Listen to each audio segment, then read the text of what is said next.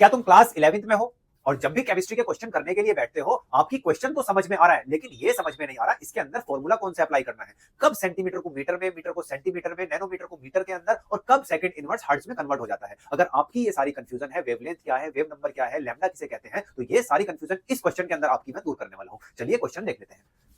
Yellow light emitted from a sodium lamp has a wavelength of 580 nanometre, calculate the frequency and wave number.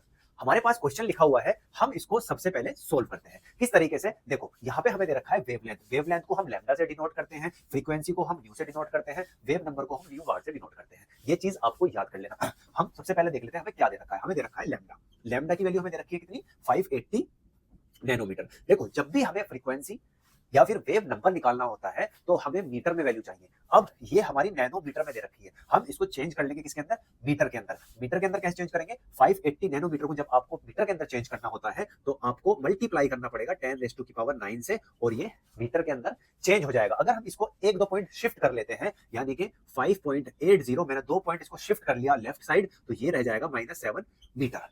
यहां तक कोई problem नहीं। अब हमें निकालना क्या है, फ्रीक्वेंसी निकालनी है, वेव नंबर निकालना है। पहले निकाल लेते हैं फ्रीक्वेंसी। फ्रीक्वेंसी का फॉर्मूला होता है u बराबर c अपॉन लैम्डा। लैम्डा की वैल्यू आपके पास आ गई 5.80 इंटू 10⁻⁻⁷ लिख देते हैं।